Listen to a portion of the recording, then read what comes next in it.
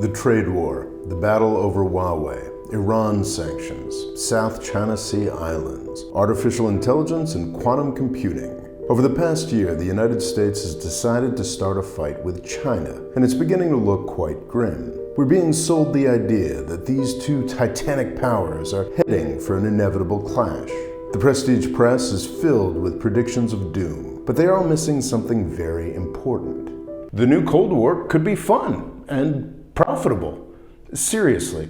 Over the past 30 years, we in the United States have demonstrated that we are a downright menace without something to struggle against. Whether it's the frontier, the Great Depression, the Nazis, or the Soviets, we're just better when we have a challenge. In 1989, we were given an extraordinary gift, but instead of using the Cold War to try to build a better world, we've spent the time since working to create threats so we could justify buying more weapons. From Iran to Russia to Saudi-inspired terrorism, we've put an extraordinary amount of effort into creating and maintaining these threats. China is different. They're not quite there yet, but the potential threat is real.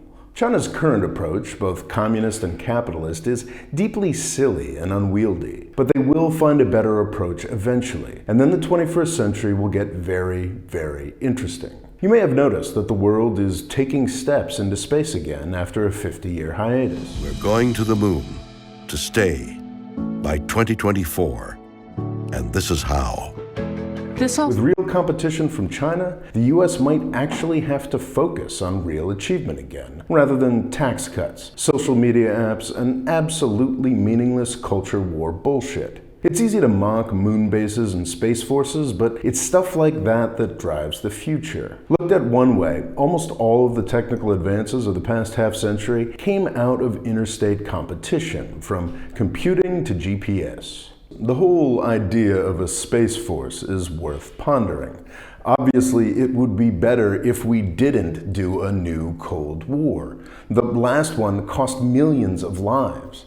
But I'm afraid that that choice has already been taken away from us. Washington, D.C. has been working to build this new Cold War for decades, and Donald Trump just started it in the dumbest way possible.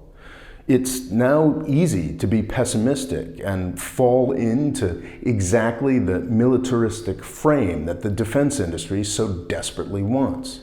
So what we need now is to be optimistic. We need space exploration, not a space force. The last Cold War brought a lot of dumb racism and violence, but it also brought healthy societal competition. The extraordinary sacrifices of the civil rights movement would not have been as successful if the US hadn't been trying to keep countries of color from going communist. Making the US criminal justice system more just would provide a fantastic contrast to a China of growing concentration camps. The new Cold War will be fought on every continent, just like the last one. If we continue to let the Pentagon set the agenda here, the 21st century will be just as bloody as the 20th. Also, we will lose. The US military-industrial complex has just spent the past 2 decades and somewhere between $2 and $5 trillion losing in Iraq and Afghanistan. If we keep this shit up, we'll all be speaking Mandarin by 2100. So let's not do that. Let's be optimistic. Let's focus on trade and diplomacy. Let's focus on science and space.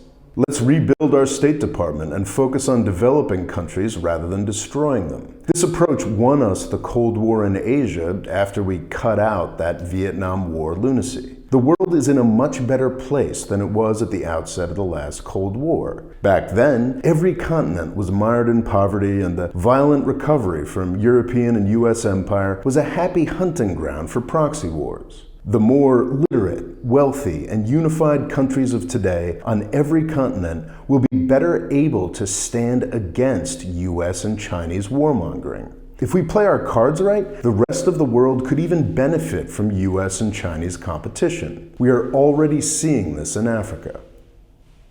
So am I saying the new Cold War is a good thing? Hell no. It's an atrocity in the making, and it's something that we should have grown out of as a species decades ago. But if we are pessimistic about it, we will fall into the trap of militarism that Washington, D.C. has been preparing for us for decades. Optimism could save all of our lives. Thanks for watching. Please subscribe, and if you click the bell next to the subscribe button, you'll get notifications for all of my videos. Thanks.